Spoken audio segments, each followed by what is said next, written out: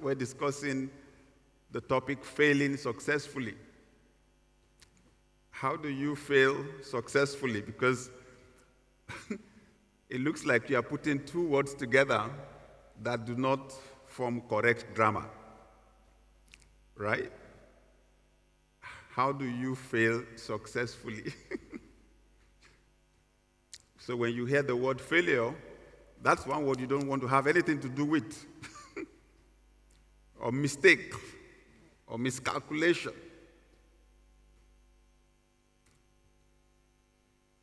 So when we're discussing growth, we're discussing business success, those are not words we want to hear at all. But what if I told you that actually that business success you are looking for, that growth you're looking for, you cannot achieve it without failure?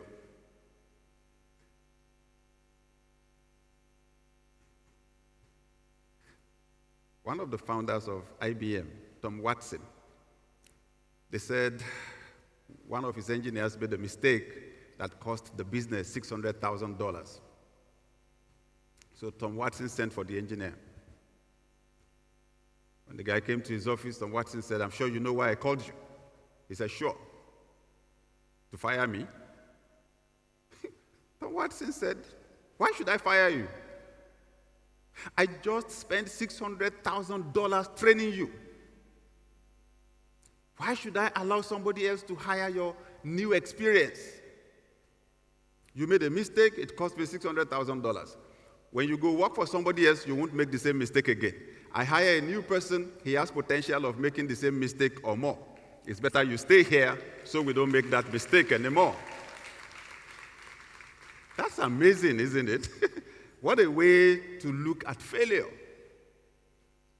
So when we were in school, they took us into the science lab, and then we did whatever it was, mixed some chemicals together. They said some would turn pink, some would turn purple, some would turn blue. And whatever it was we were doing, they said it was experiment. Right? It was experiment. So even we were not expecting it to be perfect because they said it was experiment. So what then happens to us as we grow into adults that makes us think that there's no room for experiment anymore in life, that things are supposed to work out the first time? Who said? There's nothing that has value that man has created. All these beautiful things, none of them worked out perfectly the first time that somebody was inventing them. It took a lot of trying and failure, and trying and failure, and trying before they got it right. So when you create an atmosphere where people are afraid to fail, when you create an atmosphere where there's little tolerance for mistake, you are killing the potential for success, the potential for curiosity, the potential for experimenting. So let's discuss this a little bit. Failure is an integral part of any success. Accept that. So I found out failure is not the problem. How we see failure is the problem. Failure is an integral part of any success. There's a famous story told about Thomas Edison, the great inventor. And they said, when he was trying to invent the incandescent light bulb, they said when he had tried 5,000 times and it did not work, his assistant said, "Sir, let's leave this thing. We've failed 5,000 times already." They said, Thomas Edison replied, "Son, we have not failed 5,000 times. We have only discovered 5,000 ways in which it will not work. We are closer to the answer now than we were when we started. Let's continue." They did another 5,000 before they got it. 10,000. Now everybody is enjoying the result. So, but what if Thomas Edison did not have the correct attitude to failure?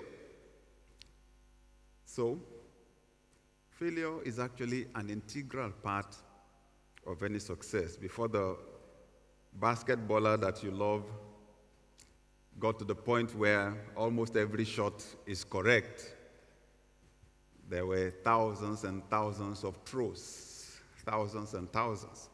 And it's from the mistakes, the ones that work right, the ones that don't work right, that we learn exactly what works. So, accept it, that failure is a normal part of the success process. Secondly,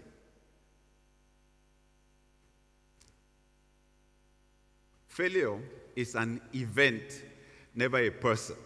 You must separate the two. There's a difference between failure as a person and failure as an event. Failure is an event, never a person. President Barack Obama said, "You can't let your failures define you. You have to let your failures teach you."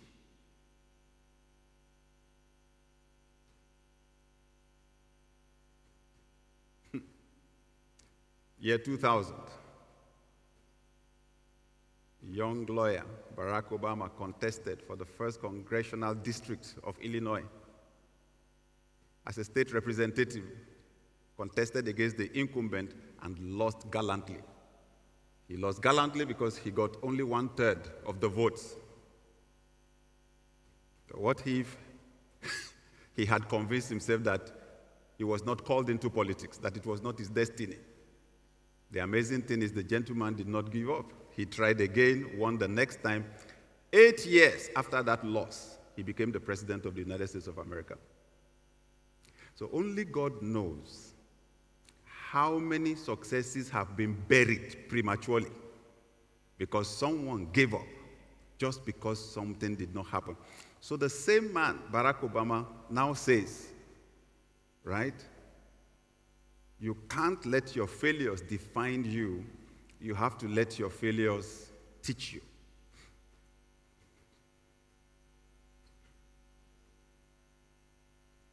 That what you tried did not work out. That was an event. You are a person. You have to separate the two. One single event cannot define your whole life and personality.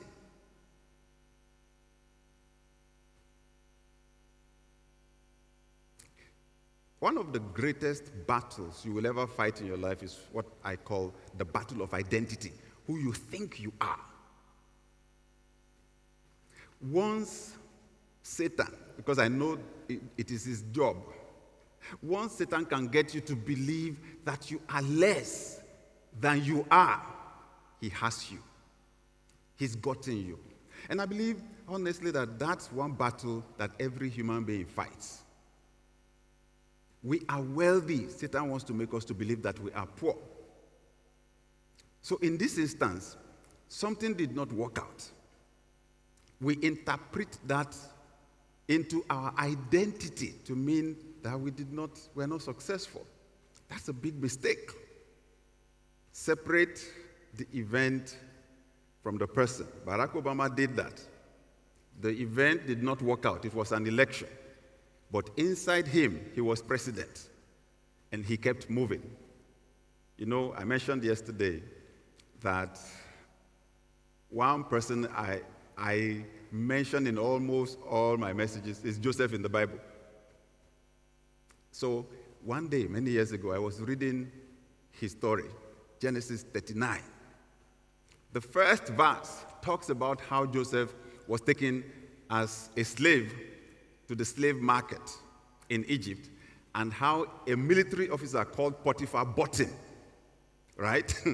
Many people read the Joseph story. They don't know that Joseph was not an employee. He was Potiphar's property. Potiphar bought him at the market. He was like a piece of furniture. Then verse 2 of that chapter, Genesis 39, says, and okay, when you read it in the King James Version of the Bible, it says, and Joseph was a prosperous man. That was what I was reading then. I use newer translations now. Some say he was a successful man. But that day, I was reading, I said, and Joseph was a prosperous man. My head just, was like, you said what? I just stopped. I I said, somebody is making a mistake here. Verse 1 says that Potiphar bought him in the market. Verse 2 says he was a prosperous man. I said, Lord, it's not adding up. Where did he get the prosperity from? You know that when somebody is a slave, he cannot even have a bank account. If he owns a bank account, himself and the bank account are the property of his master. So where did he get the prosperity from? The Spirit of God said, you know I cannot be wrong. So you are the one that has a problem. Read it again. I said, no problem.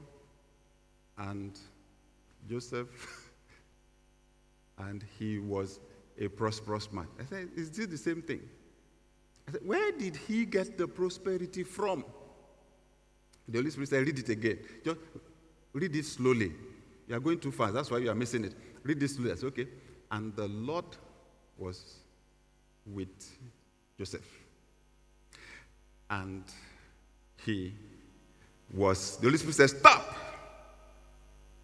Because that's where your problem is. I did not say that he had prosperity. I said he was. You are defining him by his current situation. Somebody was deceived by his brothers. He was betrayed. He was sold by his brothers. They bought him in the market. You are using that to define him. But all those things are external. I am describing who he was inside. The dream I gave him was that one day he would be in the palace. That was what he used to define himself. Did you see the kind of work he did? Right? Did you see the quality of work that he did in Potiphar's house? He was doing palace class work. To the extent Potiphar put him in charge of everything. Who puts a slave in charge of everything? He was not an employee, remember. He was. So the Holy Spirit said to me, even though his circumstances did not look right, he did not allow the circumstances to define who he was. He allowed what God told him to define who he was. Amen. Never allow one event, one incident to define who you are. Failure is only an event. So you write an examination, you fail. You see the way our world works. You write an examination, you don't pass, they say you're a failure. You pass, they say you're successful. In your bank account, when there's plenty of money there, they say you're rich. If there's no money there, they say you're poor. If you allow the world to label you like that, they will destroy you.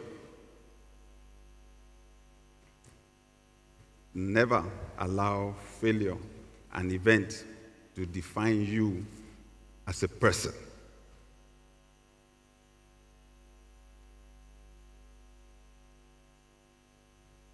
The beautiful thing is that failure actually produces qualities in us that are more permanent, positive qualities. Let's move on. Failure is a gateway to tacit knowledge. Tacit knowledge. Henry Ford said, failure is simply the opportunity to begin again, this time more intelligently. This time more intelligently. Failure is a gateway to tacit knowledge. So there are two kinds of knowledge in organizational development. There's the one we call explicit knowledge, explicit, clear. That's the knowledge that you can write down. That's the knowledge that can be documented. It can be taught to other people. But the other kind of knowledge, the second one, is tacit. That tacit is a function of experience. See, I grew up on the construction site. My dad was a building contractor, right?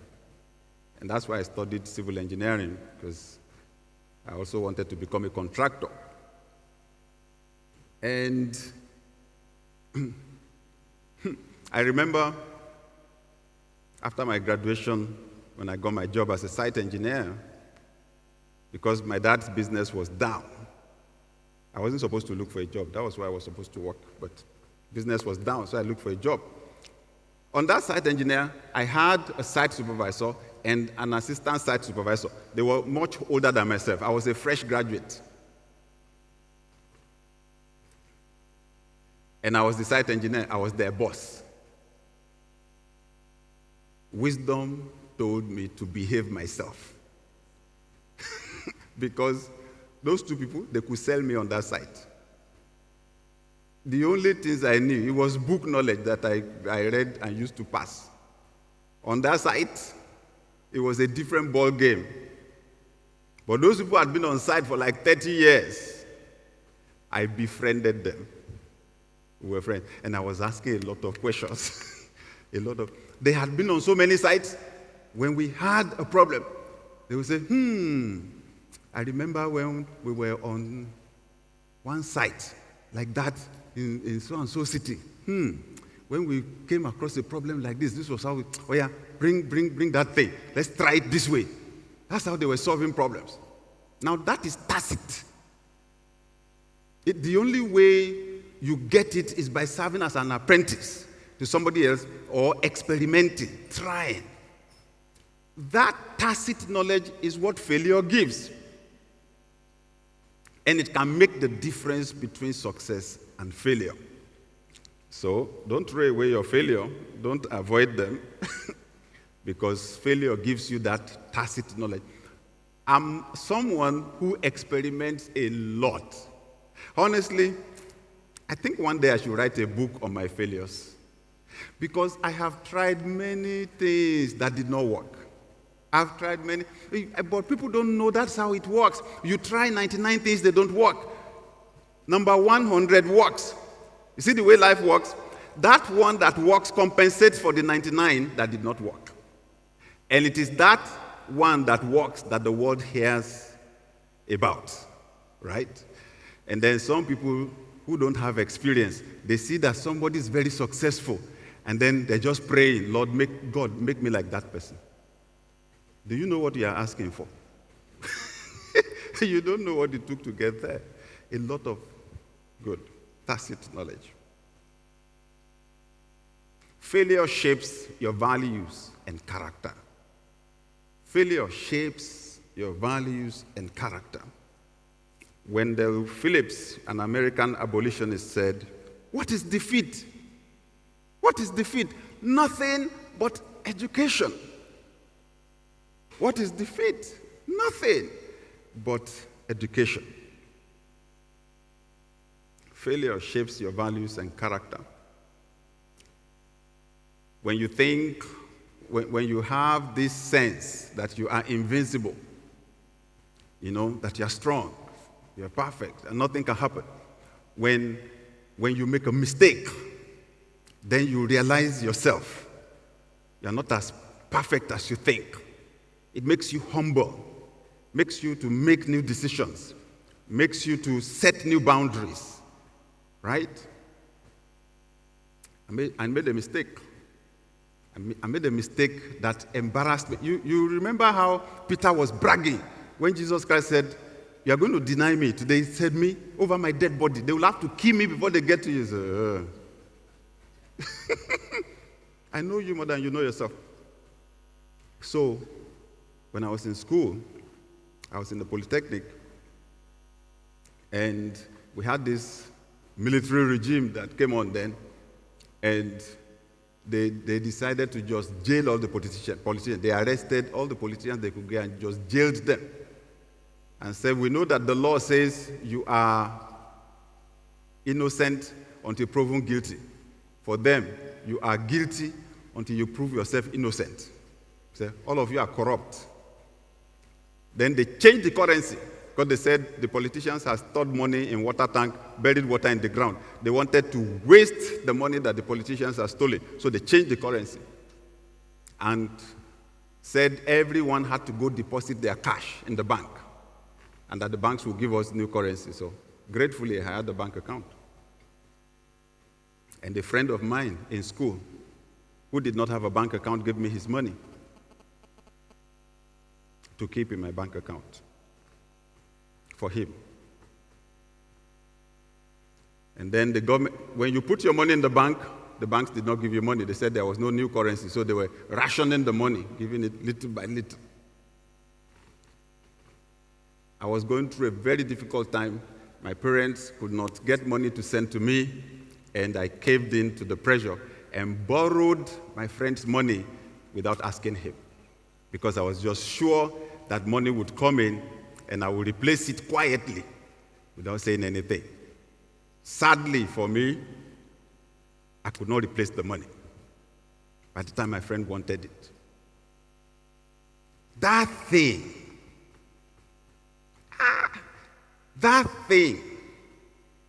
embarrassed me deeply. That thing hurt me deeply. It hurt my pride, my confidence in myself that I was okay, that I was disciplined. And the beautiful thing, why I can share it, is because from that point, I made up my mind. I would never take anything that belongs to somebody else again. I would rather die of hunger than take a dime of money that belongs to someone. I'm grateful. I'm grateful that, okay, yes, it was a bad thing. It's something I don't even like to remember, but I'm grateful also that it happened then, so that I could know myself, that I was not as strong as I thought I was. So whatever it is now that I do, organizations that I run, there is accountability. I run a church, there is a board. The only thing I take is what they approve for me, allowances, and so on. If I need to take anything, I go ask.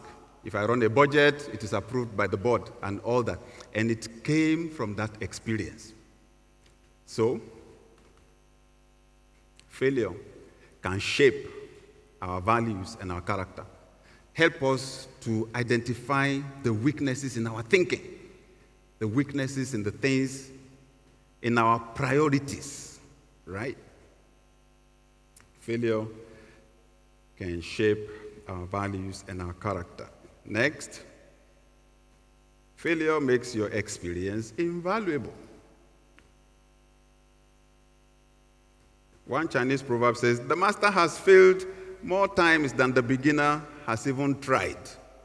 That's what makes you an expert, actually, is the fact that you've tried many times.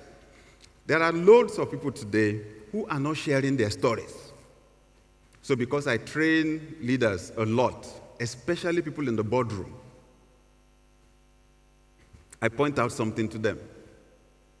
Especially in this, our Africa. Like we were training the board of a big bank in Nigeria, and I said, look, everybody here is about my age or slightly older. How many of you have written a book? I said, you know what it takes to succeed in this Africa, the challenges, that we face. I said, look at the millions of young people that we have. They have lost hope. They're disillusioned. I said, it's not principles or theories really that will fire them up. Stories. You need to share your stories. But what I have come to realize is actually that most of us underestimate the value of our stories. Leaders know that stories connect more with people than principles. When I go around Africa, and I'm speaking because I work with the Global Leadership Summit a lot. So I've been to Senegal, Burkina Faso, Togo. Last year I was in Angola, on the platform of the Global Leadership Summit. So when I'm speaking to fellow Africans, I know in my mind, since they've gotten the introduction, this global consultant, this pastor of a very big church, So I come. When I start talking, I see them, they'll just be looking at me. I know I'm not connecting with them because they're thinking, does this guy understand what we're going through? You know what I do? I just tell them my stories. I just start from when it was difficult for my dad to pay rent. Landlord took him to court. I went with him to the court. I tell them that it is rich people that don't know how to press toothpaste out of the tube.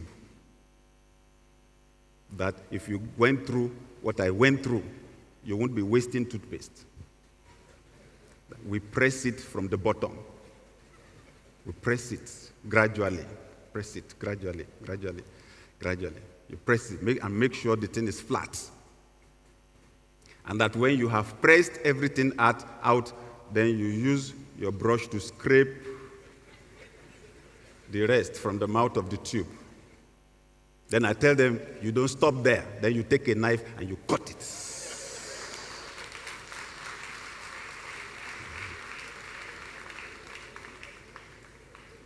Thank you. This is the exact reaction that I get everywhere. Because all of a sudden they realize, oh, this guy understands. This guy understands us. He understands. Value, in my story, value from something I should be ashamed of is the reason why the world listens to me, right? Failure makes your experience invaluable. Failure is just a small part of your much larger goal. Don't let one event that did not work now grab your whole attention and take your whole vision. Take your eyes off the big picture. There is still, there is still life ahead. So I tell people, that bad situation looks like the end of your life, right? It is not an end. If you drive, you will understand what I'm saying, because whenever you are approaching a bend, it always seems as if that is the end of the road, because you can't see beyond that. But if you then pack up and sit by the side of the road and tell yourself, this is the end of the road, what will happen? You drive to that bend. You negotiate the bend, then you find out that the road stretches straight again after that. So, failure is temporary after all. Failure is temporary after all. It's just a small part of your much larger goal. President Robert Kennedy said, only those who dare to fail greatly can ever achieve greatly. Only those who dare to fail greatly can ever achieve greatly. Every failure is an opportunity to succeed. Every failure is an opportunity to succeed. Bruce Lee, if you are old enough, you will know him, right? The Kung Fu expert. He said, don't fear failure. Not failure, but low aim is the crime. In great attempts, it is glorious even to fail. If what you're trying to achieve is great, a failure is something that should earn you some badges, right? So those that dare greatly usually fail greatly or fail spectacularly like that.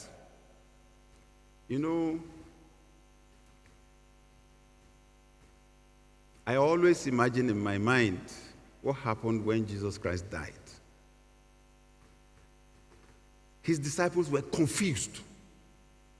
Confused because his death was a spectacular public failure. In fact, his disciples ran away. It did not make sense to them.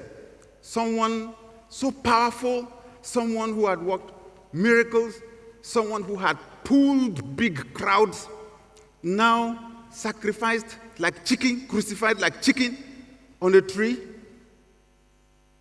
with soldiers nearby taunting him. You said you are the Son of God.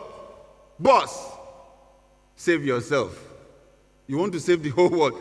Save yourself now. He was being criticized right there on the cross. Their boss, they ran away. It did not match the picture of success. But Jesus Christ went through it knowing that it was temporary. Maybe one of the benefits of failure is that it helps you to know your real friends and the ones that are not real. Because when the fire falls, it's the real ones that will hang around, right? So, embrace failure as a teacher. Embrace failure as a teacher. I tell people, when they tell me about their failures, I tell them, don't build a monument on that failure. Learn the lessons, forget the detail, move on. Don't build a monument on your failure. I saw a book with a friend many years ago. The title of the book, How to Bounce Back from Failure to Success in 30 Seconds. I said, ha! I said, please, have you almost finished it? He said, please, when you finish it, when you finish, borrow me the book. Ha!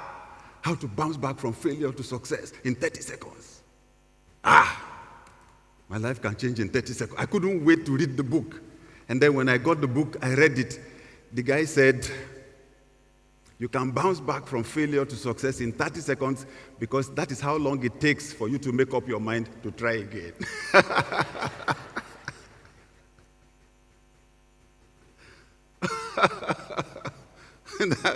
That is how long it takes for you to make up your mind to try again. When you embrace failure as a teacher, you build resilience, grit. You cultivate a growth mindset, and you turn your stumbling blocks into stepping stones.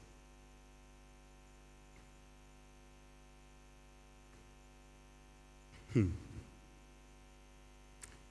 I was a student, I became the president of the Christian Fellowship on my campus.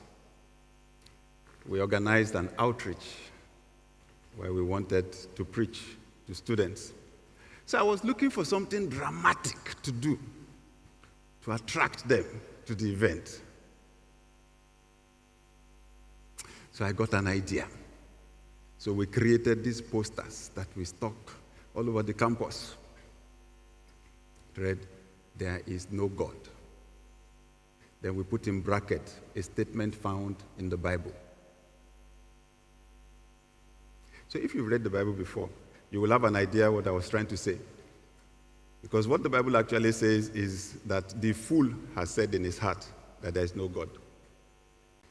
So I just cut the first part off and took the there is no God and put it there, a statement found in the Bible. I wanted curiosity to bring them. Then we will tell them it is the fool that said so. And ask them to give their heart to God. Sadly, the plan backfired. Everywhere we put that thing on the campus, with biro, they were ready, you are stupid. You are mad. They did not come. At least I learned one lesson. You don't have to be over dramatic to get people's attention, right? It's life.